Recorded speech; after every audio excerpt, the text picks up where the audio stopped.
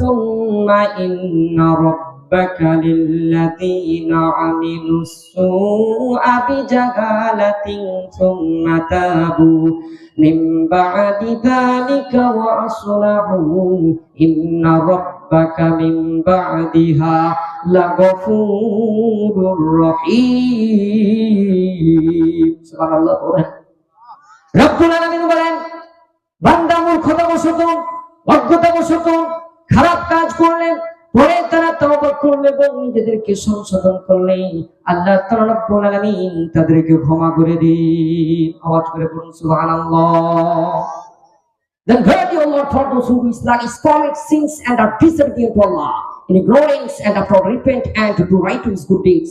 Verily your Lord thereafter to set it off for being most merciful.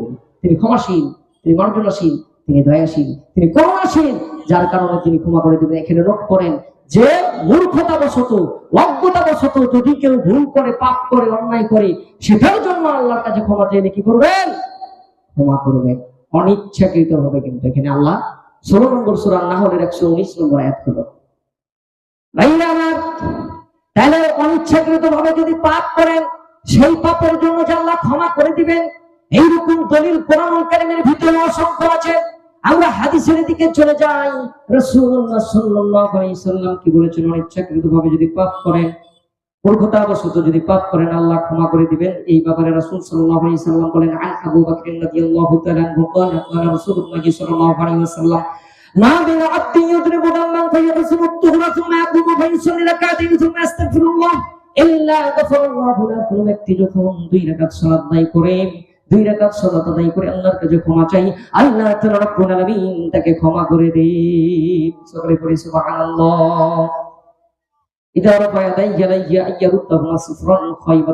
হচ্ছে আরেকটা হাদিস 1488 নম্বর হাদিস সহিহ। আপনারা আবু দাউদ শরীফের হাদিস ভাইয়ের আমার রাসূলুল্লাহ সাল্লাল্লাহু আলাইহি সাল্লাম বলেন কোন ব্যক্তি যখন 2 হাত উত্তোলন করে আল্লাহর কাছে কি কয়? আল্লাহর কাছে ক্ষমা চাই আল্লাহ তাআলা রব্বুল আলামিন তাকে কি করে দেন? ক্ষমা করে দেন।